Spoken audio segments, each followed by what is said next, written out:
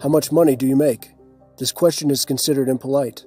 Well, except for in Finland, where each year on November 1st, the regime publishes the salaries of each taxpayer.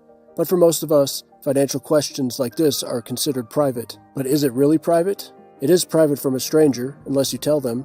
But it's not private from those who maintain your bank account, and it's not private from the regulators and from the enforcers.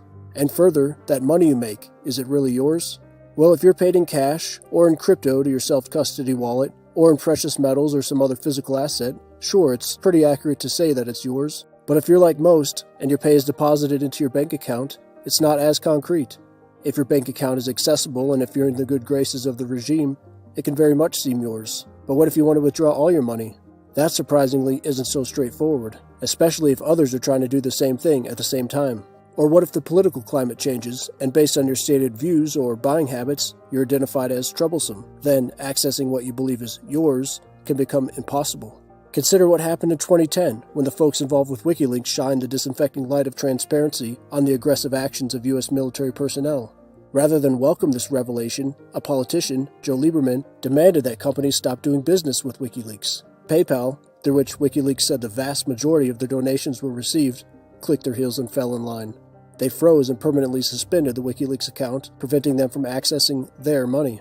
A more recent example happened in 2021, when the Canadian regime, upset at truckers for daring to question their policies, and at those sending donations to the truckers, suspended and froze the bank accounts of those involved. So again, if it's not in your possession, is it really your money? And let's not forget about Operation Choke Point, a concerted effort by Obama's Department of Justice to lean on financial institutions that held accounts for industries they thought unfavorable, such as ammunition dealers. Or its more recent iteration, an effort by Biden's colleagues aptly named Operation Choke Point 2.0 to sever on-ramps between the legacy financial industry and the emerging cryptocurrency industry. If it's your money, shouldn't you be able to use it how you want? Want to go on a vacation? Well, if you cross a nation-state political boundary, almost all regimes mandate that you declare your assets at prescribed limits. You are told you must fill out paperwork. But if it's your money, why is it anyone else's business? And what if you encounter fiscal mismanagement? Not your own fiscal mismanagement, but that of the regime.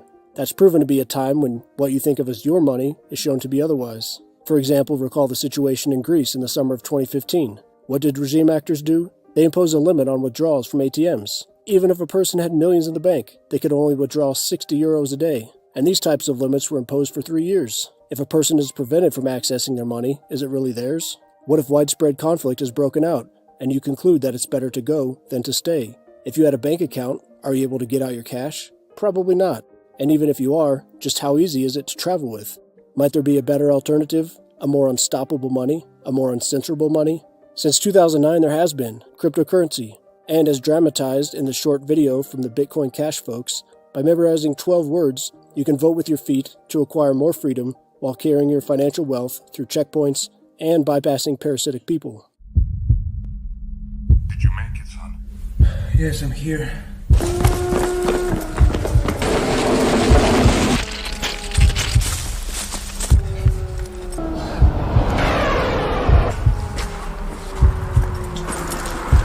They took everything from me.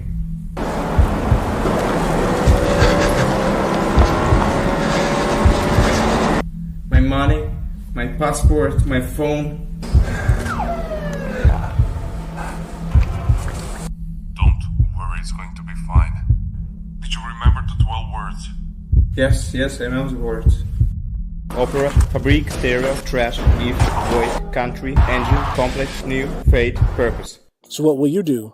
Will you continue to place trust in institutions that have demonstrated that they do not respect what is yours, that will click their heels when leaned on? Or will you utilize a medium of exchange that bypasses the old guard completely and take responsibility of your financial wealth? That's the solution offered by decentralized cryptocurrencies.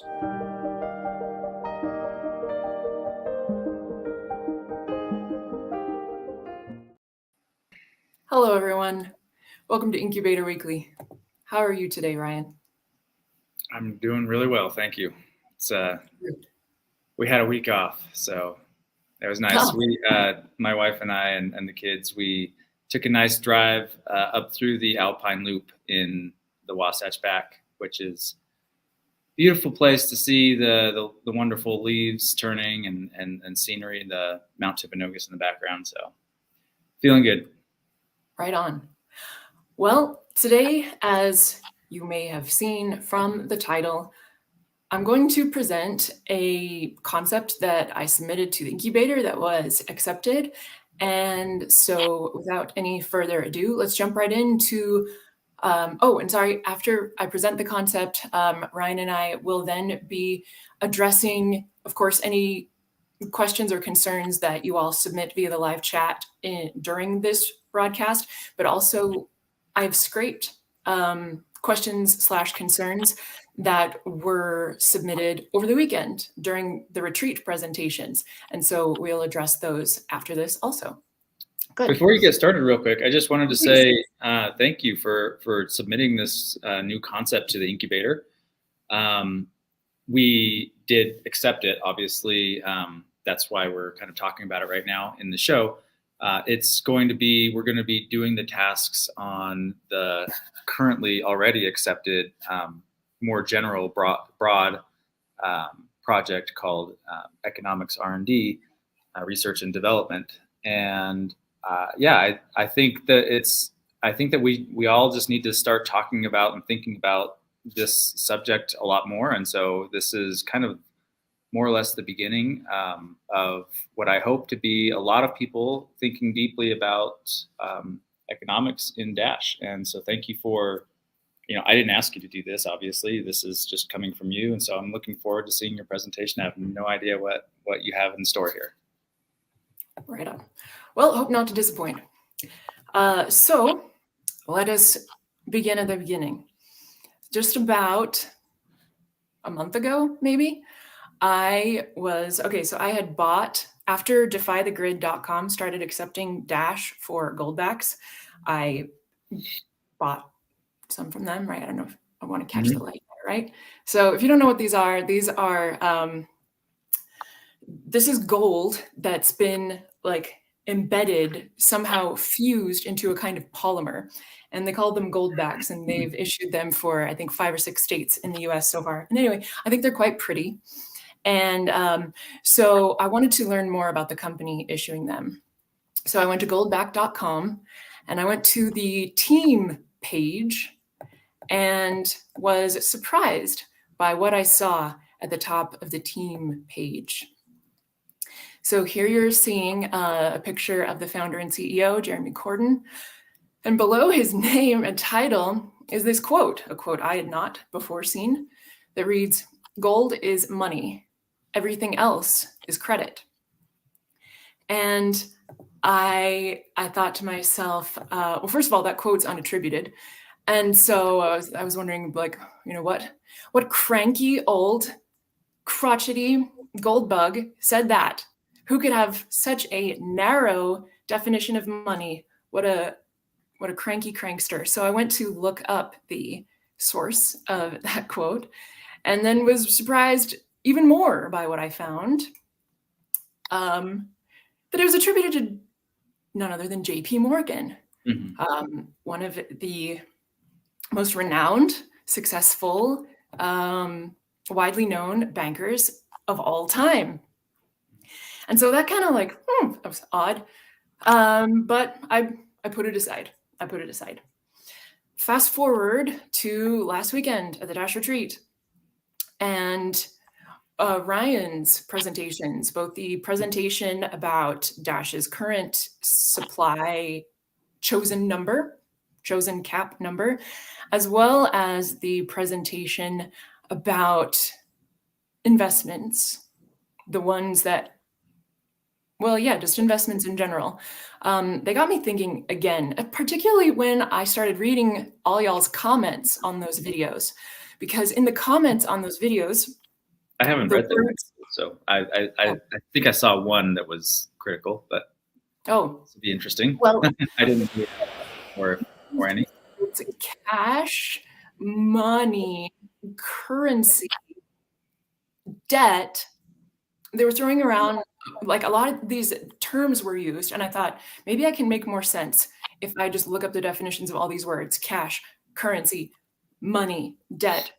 And the more I looked into these words, the more I saw that there was just so much overlap between them that it was a little bit difficult to parse them out. And not only was there overlap between the definitions of these words, but in some cases it seemed like, yeah, that applies to dash, but then in others it's like, no, that doesn't really apply to dash. Long story short, this wasn't very helpful. I didn't feel that I had gotten very far ahead. And then I thought back to this quote, right? Thought back to this quote. And I thought, I have not yet looked up the definition of credit. I have not yet looked up the definition of the word credit. So I went to look up the definition of that word. And here we are. I would like to draw your attention to the second one in particular. An entry recording a sum received, listed on the right-hand side or column of an account. And this, of course, brought to mind something that perhaps we will all have visual familiarity with. This is the Dash Insight Block Explorer. And I think as we can see here, this is precisely the definition of a credit. Let me go back and an entry recording a sum received. So here we have that on the left and listed on the right-hand side of a column of an account. And there we have that on the right. And so this is our blockchain meets the definition of a credit system. And thus, it kind of became clear to me in a moment the root of our identity crisis. I don't know if this was like one day on Discord about, 2 months ago or something, 3 months ago or something. I said something like, blah, blah, blah, Dash has an identity crisis and has for a long time, blah, blah, blah.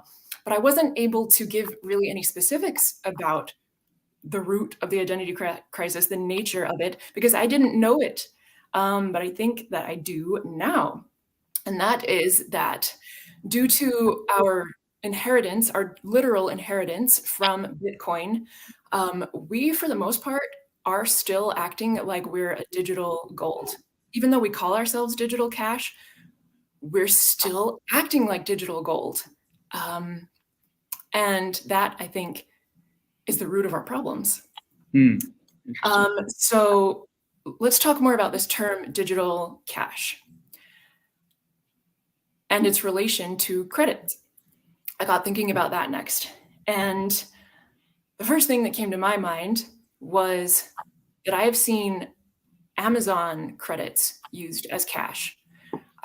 I remember hearing about call centers in India or Bangladesh or something have paid their employees in Amazon gift cards, and thus are Amazon credits cash in those economies. But then I looked a little more into it, and it goes beyond that. There are large institutions in the United States that have paid their employees in Amazon gift cards, and thus are those credits cash in those economies.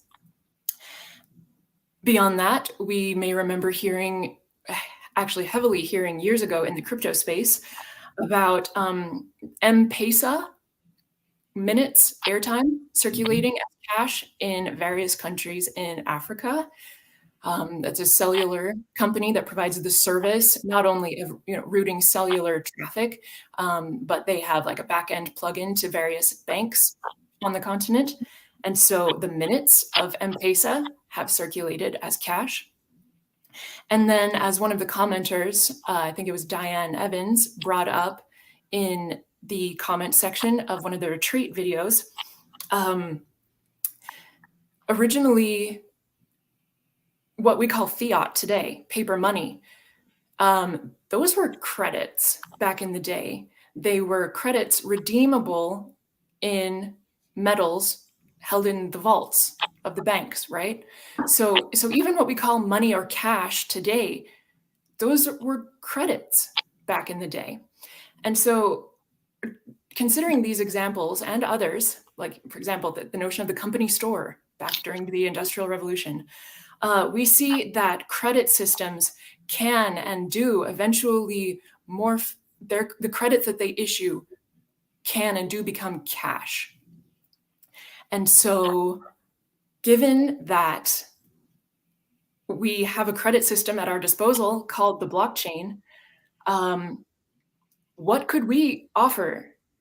What could people redeem their Dash credits for that would cause it to one day be morphed into cash, right? Like we don't have big warehouses to offer goods goods like Amazon. We don't have vaults to store gold, whatnot. Like, what is it that we have that people can redeem their Dash credits for that is valuable enough that they could come to be circulated as cash? Well, a blockchain tracks credits. We can be a credit institution. Credit institution is kind of also another name for a bank. All kinds of banks. And that is what we should be offering, the services of central banks, commercial banks, investment banks, and credit unions. And so that includes, let me bring that up. This is a snapshot, or I'm sorry, a screenshot of the concept that Ryan was talking about that's in the incubator. So the services I'm referencing include investments, loans, currency exchange, insurance, notarization, credit scoring, market making, property titling, digital safe deposit boxes, brokerage services, and etc.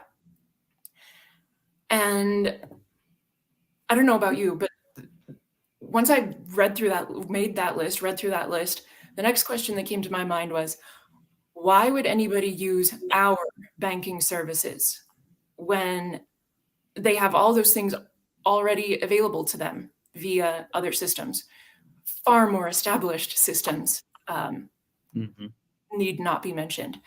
And I think that the answer to that question can be given by none better than Sam Westridge. So let's go ahead and listen to what Sam has to say.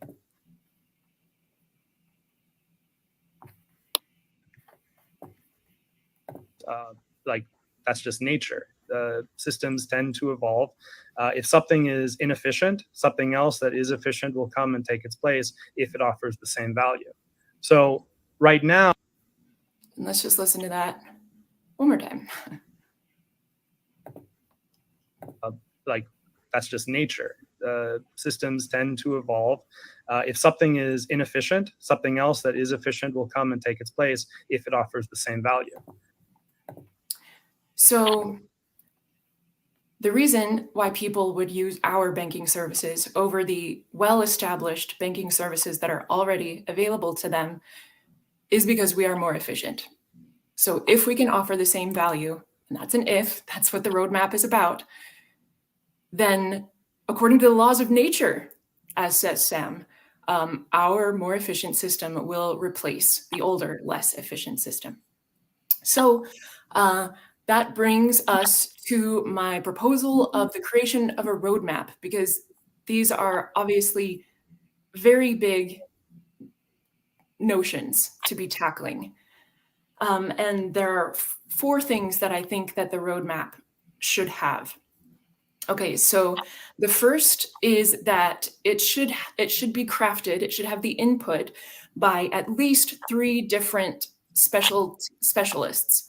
The first kind of person who should be contributing to this roadmap is who I would call like an economist, or even like a banker, like an actual banker, because who better to tell us how these systems work than someone who has actually worked in these systems.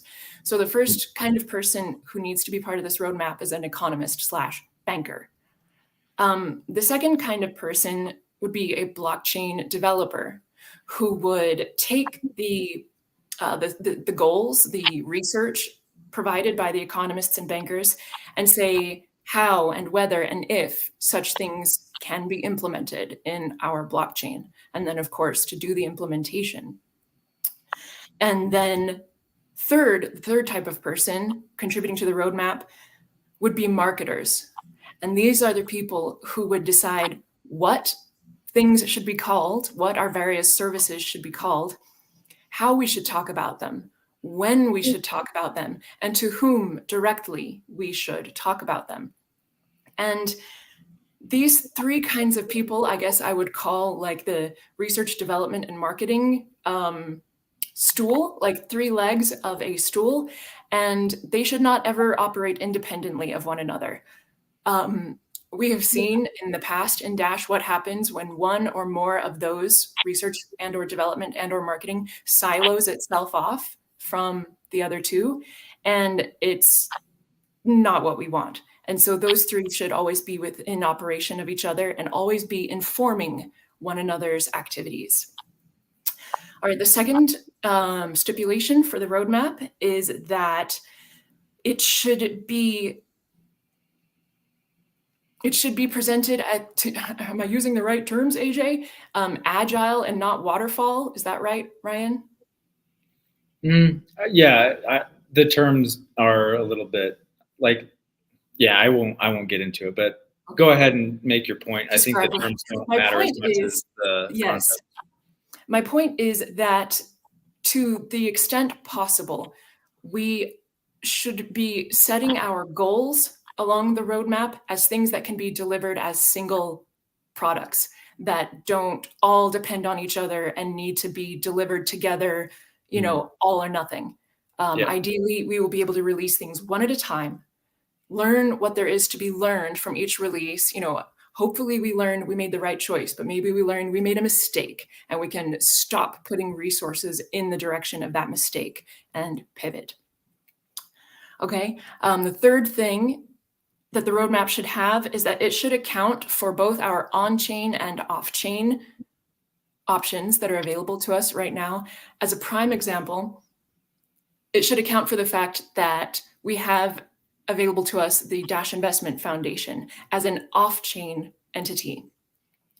And so recommendations for how we progress should account for what we have available to us off-chain, and if it can be moved on-chain, if any or all functions that we're doing off-chain can be moved on-chain, recommendations should be made for how to do that as well. And then finally, the development process and the roadmap itself should be done open source. So on GitHub, as I hate to say, but yes, and this is for multiple reasons. One, so that the community can see the state of the roadmap at all times so that they know what has or has not been accomplished. Two, so that we can more easily attract contributors from contributions from people we don't know, so that they can just log on and be like, la la la, here is a pull request. And we don't need to know them. We don't need to have had chats with them. They can just come make that suggestion.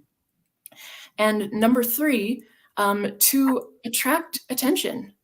I would like for Dash's innovations to be talked about within the crypto sphere and beyond. You know, just like back in the day, like when people were talking about, as we saw from Ryan's presentation over the weekend, that Evan's launch thread of Dash had like the most views of any non-Bitcoin coin ever.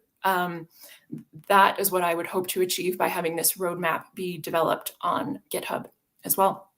So given these things, we can see, or we can know that credit institutions, cash institutions, do not limit themselves in how many credits they issue. And I think maybe it's important to say that they don't limit themselves in how many credits they issue, rather than saying, and this is a fine distinction, but rather than saying they issue unlimited credits, because those two different ways of saying the same thing, they kind of bring two different images to mind, at least they do for me. The first one just says, okay, we don't have a set number that we picked, but we always have a number, right? There's always a knowable finite amount of credits we have issued. Whereas the other way of saying it, the unlimited way, the unlimited supply way of saying it, that makes it sound that just like credits are just like shooting out of a machine uncontrollably falling from the sky in chaos. So in any case, it is that notion that we will now talk about. And so here is the first first comment about such things. So over the weekend, Tante Stefana said, Ryan, so in your presentation, you're advocating that we give up Austrian economics and go back to Keynesian economics, which leads to inflation and corruption. How do you keep from the future increase of supply continuing as the USD is doing? It is dying and may collapse. And now, Ryan, I know you answered this already on Discord, but not everybody's on Discord, for their health, probably. So do you care to share your answer again here? Well, if you could just bring the quote back up again on the screen. Yeah. The last part, I think, is the most important part to address, which is, how do you keep from the future? It's dying and may collapse. The US dollar is dying and may collapse. Is that true? No. I understand where people are coming from when they are frustrated with the state of the US dollar system or just national fiat currencies in general. I think part of it is, I always look at this from the lens of two perspectives, the ethics and the economics. And I think part of the reason that people are frustrated is they just don't they don't feel that the system is fair. They don't feel that it's right. And that's whether or not the system is ethical or not. And then the other part of it is they don't feel like it's creating prosperity, and they don't feel like they're personally gaining from the system and other people are gaining. But if you look at the US dollar system objectively, it is by far the most successful monetary system that we've seen. Even if you look at the dollar, the DXY index, it's going up. So in terms of other, so the DXY index is basically a basket of currencies that the dollar trades against, such as like euros and Japanese yen and other currency pairs that we trade against, volume weighted, I think. And is the dollar doing better or worse than that basket? You could look at it kind of like the Bitcoin dominance index, like how is Bitcoin doing compared to all of the other altcoins? The DXY is kind of like how is the dollar doing compared to all of the other fiat currencies? And it's going up. So regardless of what you think about the ethics of the system or whether it's benefiting you personally, objectively, it's doing better than anything else right now. It's also, so if you measure it against gold, which a lot of people would bring up, it depends on your perspective, your time perspective of how well that's doing. But maybe you could bring up the quote one more time again. I won't spend too much more time on this, but first of all, no, absolutely not. Not suggesting giving up Austrian economics. Austrian economics is what I consider just mostly economics, like good economics. It's the foundation on which we build. So it has mostly to do with how we as individual people interact with our economies and how we interact with each other and trade. Those concepts are absolutely fundamental. Human action, praxeology. Yeah, exactly. So like economics is the study of human action and why we do things and what ends we're striving for. So that all is absolutely good stuff. When you compare that with Keynesian economics, like Keynesianism is actually somewhat in between in the spectrum of, like I've talked about already, in between the spectrum of what level of government control and influence the economy should have. So I'm not advocating that at all. I think another part of the problem here is that people view money creation and they look at how the Federal Reserve and the government work together to fund each other and support each other. So like the Federal Reserve has a grant from the government to be the monopoly issuer of banknotes, for example, and they both benefit from that, because then the Federal Reserve can come around and fund the government. Now, none of that has anything to do with what we're doing in Dash, because we're not a government, right? We don't have a coercive taxation system at all. So a lot of the arguments against like Keynesianism or modern monetary theory, they go out the window with applying some of those principles to Dash, because we're not funding a government with this monetary system. We're funding a free market economy, and so you have to separate the ethical and the economic issues and see, are there principles in Keynesianism or modern monetary theory that, if divorced from the bad ethical systems that they're currently entrenched in, is there something that they have to offer in terms of the economics and in terms of like what actually works in an economy? And I think that's where the Austrians kind of go wrong, or they don't recognize that that we can build a system that is divorced from the governments of the world, but still has some of those Keynesian and modern monetary theory and free banking principles in them, but embedded into a free market economy. And so you have to reshape your whole paradigm when you're separating those kind of things from our modern governmentally controlled systems. So it's kind of hard to explain, but well, and might a fair parallel be that we're talking about tools, and tools can be used for totally opposing purposes. Like exactly. Basically, when people say like, oh, I don't want to say anything controversial, but think of a tool and think of the two different camps that you've seen on both sides. One say this tool must be banned because sometimes evil people use it for evil deeds. But then you have the other camp being like, whoa, what about when good people use it for good deeds? It's just a tool. It's inherently neutral. I think the example that most people, or maybe even you, would come up with is guns. Yes. And those can be used for good or bad.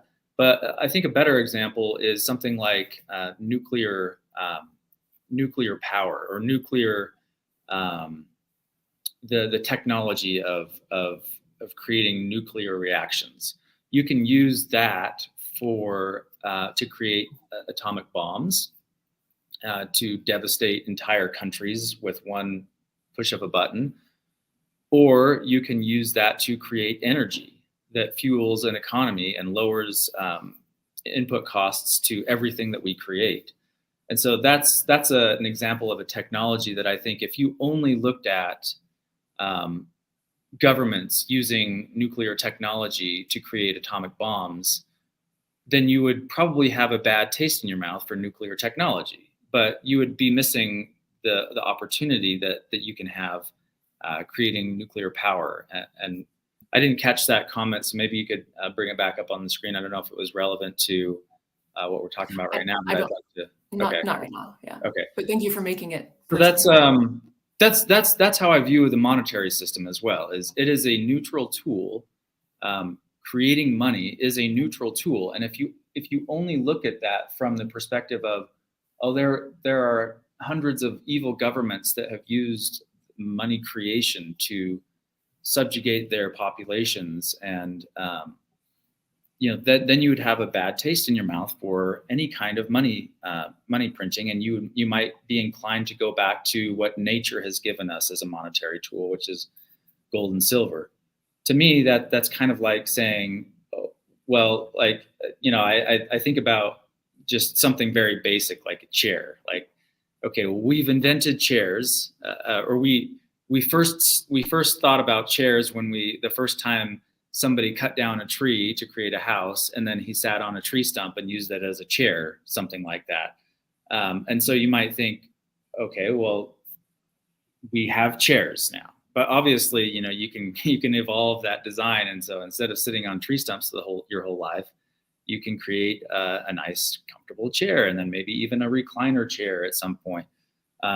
Those require design, and you use that technology to your advantage, and you you would be foolish to just continue using the nature-given technology of a tree stump as a chair. And so I think that's what we're doing with money these days, is we're hearkening back to commodities as like, this was the most reliable chair. It never fell down. But Well, Ryan, if I can disagree with you there, I think it actually makes, for someone who says, I want commodity money and commodity money only, give me gold and silver, and if not, go to hell. Actually, that makes sense to me. What doesn't make sense to me is pretending that Dash can somehow be commodity money. Right, it's not in its nature. Pretending that Dash can be a digital gold. It can't. It's zeros and ones in people's hard drives. It's just a credit system, a digital credit system at that. And we've abstracted away the essence of money. We've made that technology, and we've created that technology. We know what money is and what money can do, and just hearkening back on how money became money is missing the point. It's just, I don't know. It is against the nature of our monetary system to go back to that. Well, Tante Stefana did then say, Ryan, as you may remember, want you to know that I'm re-listening to your presentations and researching MMT, modern monetary theory, and I'm trying to open my mind to your proposal. But with limited time and bandwidth to my brain, it'll take me a while. So that from hardliner Tante Stefana, that is good news. Next, from Dandy, he said, that's what all of the politicians say. You can't have a mechanism in the system for money creation by an outside force, or it will get abused with 100% certainty sooner or later. And if I can, I would like to take a stab at this initially. Go ahead. So I actually agree with Dandy. 100%. I agree with his statement that sooner or later, every man-made system will get abused with 100% certainty. I don't agree with that, but go ahead. Yeah. So I actually I don't think anybody recorded it, so you might just have to take my word for this, but I attended the Libertopia conference some 5 or 6 years ago. I think it was somewhere in Southern California. And I presented a moderately attended, maybe even low attended talk, because this is not a very popular thing or exciting thing, I guess I say. But my belief is that, like man, who will one day, all men will eventually, their bodies will corrupt and one day they will die. I believe that so too, all systems created by men will similarly eventually corrupt and one day die. But I don't let that belief prevent me from, prime example, from having a child, right? I still chose to have a child, even with the knowledge that one day his body will corrupt and one day die. I wouldn't let my beliefs prevent me from planting a tree, even though I know that one day that tree will corrupt and one day die.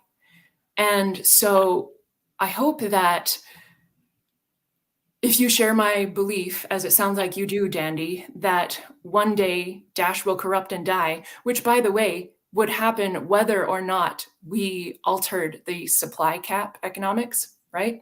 Mm-hmm. If this is a true principle, Dash will corrupt and die one day anyway.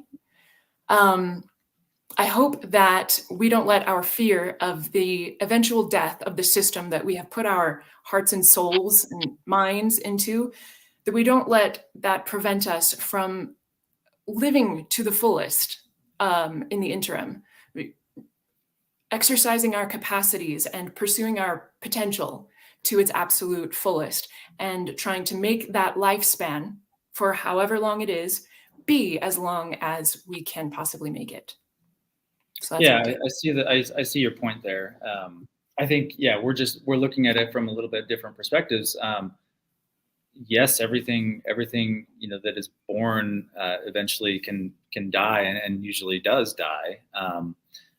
But yeah, I don't like this idea that everything that man is capable, like everything that man is capable of being corrupted in, that they will succumb to that. I don't like that that concept. I don't think it's true. I think that that we are capable of achieving good or bad. And like the tool discussion, everybody has the choice whether to use tools for good or bad, and everybody has the choice whether they will succumb to corruption or not. And it's just a very bleak view of the world to think that, oh, every time that man comes in contact with a tool that can be used for good or bad, they'll choose the bad part. It's just not. I don't think that's how it works. And to your point, I think that Dash is, or at least can be, very much closer to its birth than its death, depending on what we do with it. If you look at our charts, it looks like we, at least market cap, or you could look at users as well. It looks like we peaked out in something like 2017, and as far as I'm concerned, that could be a blip on the radar in terms of what we have as far as our potential goes. It just depends on whether we will build it or not. That's why we always, I always like to start our conversations with a recap on why we're building. And yeah, I think it's not going to happen on its own, though. That's one of the other things that I see as a theme of particularly a lot of the Austrians and libertarian types, is they have so much faith in this, the market, and that they feel like the market will take care of it. Just let it organically build itself. Well, no, like things don't organically build themselves. You can't get to the moon by just hoping that somebody else will take care of it. Somebody has to do the engineering. Somebody has to do the design, the building. And that's what we need to do, is we need to actually take an active role in building this economy. It's not going to just build itself. The economies around us will encompass us and just devour us if we just sit around and hope that this economy will build itself. It won't. Like we have to create incentives for people to work in this economy, and that's part of this concept as well. As I know that this is kind of getting to be a philosophical discussion, but I think you have to start with that foundation, because otherwise you're not going to build a system that's actually sustainable. I do like to get into the nuts and bolts of building and not just talking about the philosophical and talking, but it's a necessary but not sufficient thing to talk about like the concepts. And then you can once you have a firm foundation of the concepts that you're aiming for, and the fundamentals, then you can actually start implementing. But you can't just, I think that's another problem with a lot of these cryptocurrency projects, is they were viewed mostly as technological projects where it was just all 100% engineering and no thought about the economics or the ethics behind them. And so we focus a lot on the engineering, and we forget to focus on the ethical and the economic foundations of what we're trying to build. So let's go ahead and. Okay. Great Wolf said, the idea that any one person is smart enough to say what will generate value for the network, and therefore that's enough justification to change and inflate the supply from what it's originally designed, that is just venturing into the territory of fiat. Yeah, I've kind of talked about this a little bit. I don't know what he's. I like Great Wolf. Great Wolf is amazing. He's very, very technically well grounded in this project. I've seen him help AJ out with a lot of our technical issues, but I'm not sure what he's talking about with one person. One person is not able to create. He's responding, just for the context, he's responding to my suggestion that we increase the supply cap and be able to create new currency as we're able to add value. Well, and it's no longer one person. It's at least two people now, because I'm suggesting that. And actually, ironically, But it never happens without the masternodes. So like the masternodes would still vote, and so it would always be actually a very significant supermajority of the stakeholders of Dash that would be in charge of the money creation. So this one person thing, I don't know. Well, and ironically enough, actually, Dash's current programmed supply cap was, one might be able to say, selected by one person, which was Evan. Yeah, so if exactly. Evan wasn't smart enough to decide it on his own, and Ryan's not smart enough to decide it on his own, well, then I suppose that the masternodes should collectively decide. Yeah, exactly. That's a very good point. In fact, it was more or less, I mean, there were more than one. It was more than just Evan, but it was mostly Evan that decided the supply schedule. And that is just, why would we think that that's 100% accurate to for a decade out or 100 years out, that would be the optimal supply curve? And speaking of that, I would like to bring up one comment that was left. I don't remember if it was Dandy or Great Wolf. I think it was Dandy. But he said something to the effect of, if we change the supply schedule once, then what is to prevent investors from losing confidence when they know that it may well be changed again in the future?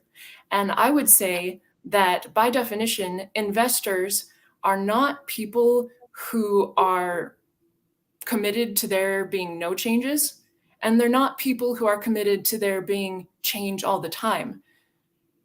Investors are just seeking returns, profit. And so I would say that investors would have cause to lose confidence in Dash based on what has happened over the past 5 years with the 98% loss of purchasing power. That is what has caused investors to lose confidence. Making changes to try to prevent this horror show from happening ever again, I would say would inspire investors to gain confidence. Yeah, just one thought that came to mind when you said that. I think it's important to, instead of probably somewhat pessimistically, we look at the decline in value from the peak that we've ever had. So whatever it was, $1,600 per Dash. And then we see that decline. And so we say we've lost 98% from that. It's important to also recognize that we came from zero. So we can't just pick that one number and say that we've declined 98%. Well, we've also increased hundreds of percents from, technically we've increased infinity percent from where we started, which was zero. So yeah, that's just one thing that I would say is, let's focus on the positive that we've done, which is we're still here, and we've grown from a market cap of zero to a market cap of whatever we are now, 350 million or something like that. Let's keep doing that. We don't have to just cherry pick this one number that happened as a completely speculative fluke that lasted maybe a month or two. Not even that. Like the 1,600 number basically lasted one day, and there was probably almost no volume there. So doesn't even make sense to focus on that. It lasted forever in my mind. Just kidding. I only heard about it after the fact. I only heard about it days later. Yeah. So yeah, the point is, we've grown from 0 to 350 million, and we could continue to grow if we wanted to, but we have to engineer the system properly with good ethics and good economics. All right. And then this is the final comment here from David Holiday. He said, the thing is, you want to deliver with less first. And if you can prove that, then increase. But we haven't shown we can deliver with less. As parents would say, finish what's on your plate first, and then you get dessert. So Ryan, I'm not sure how you interpret this. I interpret this as saying that David thinks that thus far MNOs have made overwhelmingly poor choices and thus cannot and should not be entrusted with more resources. Yeah. And it's a valid point. And I would say that the problem there is not necessarily with money creation itself. It's the problem with what we've done with that money creation. And he might agree with that. So that the problem might be the later MNO. He did actually. Yeah, but that's orthogonal, to use a fancy term. That's completely a different that's a different issue altogether than money creation itself. That's an issue of who we've entrusted the money that money allocation to, and so don't blame. Well, I guess his point is that if that's his point, then we should just. I would say Dash is doomed regardless, right? If it's true if we can't that the trust our masternodes are stakeholders, incurably stupid and Yeah. are incapable of setting themselves aright, then Dash is doomed regardless. And so if his argument is that lifting the arbitrary supply cap, maybe his argument is, hey, that Dash will die within a year because of how stupid we are. Whereas at least if we keep this arbitrarily chosen supply cap, maybe we'll live another 5 years. Okay, but if that's really the case, I would much rather we die within the year so that I can move on with my life and do something else, right? Yeah. So if we really are too stupid to live, let's please just die sooner than later. I think regardless, I think we have made mistakes in the past. I think one of our mistakes was allowing our currency to appreciate so quickly, and everybody just got so greedy and said, we're just going, hey, we can live on appreciation forever, and we can just sit on our hands and not do anything, and our currency will just continue to go up. No, like when that was happening, we should have had a more flexible currency supply back then. We should have been issuing more currency to kind of put a lid on that appreciation and investing that currency creation into things that would create value and bring value down the road, so that down the road, when the speculative hype lessened, then we would have value to bolster it back up again and create more stability. So right now, like with this inelastic currency supply, we are just destined to have price fluctuations that are to the moon and to the grave, and back again. And that's not how a good monetary system works. You have to have more stability, and that involves some mechanism to adjust the supply to help meet the demand in both directions, right? And those are the kind of things to bring this back to the original concepts of credit creation and money creation and banking functions and venture capital functions. This is I think just the beginning of these conversations. Like, none of us in Dash have the expertise to design this system so that it's a functioning and stable economy. Like, we need outside help from the experts in banking, like you said, in banking and in business creation, the venture. That's why I focused on the venture capital. They have a history and proof of knowing how to create value in an economy. We need economists, and if you look at government systems and our current financial or fiat systems, they employ hundreds, thousands of economists to do things and to design their systems. We need to do something similar. And there are a lot of free market economists that we could employ in Dash to help build our system. A lot of venture capitalists that we could employ to help build value and create value. And we haven't done that in the past. And that has been one of our mistakes, I think, is we thought that we could get by without without VCs. Our mistake wasn't, and I agree, like, we don't want to take VCs' money, but we want and we need VCs to create our money and to create value in our system. And that's been, I've kind of realized that for a while now, but that was my presentation. I know that it's controversial to bring up, which is why I have not brought it up as much in the past, but we're getting to a point where we just need to concede that we've done things poorly in the past, and we need to learn from those mistakes. And maybe it's true that MNOs can't figure this out, and that will be sad. That we will just keep doing what we've been doing and hoping that the speculative demand is coming. It's coming. It's not coming. We have to do the hard work of creating value and not just siphoning value off of speculative demand that from fiat. So I guess those are kind of my closing remarks. Okay. Well, yeah, that works. I'm looking forward to moving forward. I wish I didn't just say that same word twice in a row, with the creation of this roadmap. And I will learn how to use GitHub, the monstrosity that it is, because this is important to me. This is exciting to me.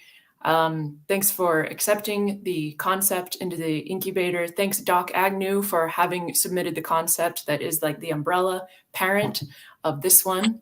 Mm-hmm. And yeah, that's all we have for you today, folks. Yeah. We are, can I say one more thing? We are, I think that it is going to be, it'll be interesting to see if the community supports this.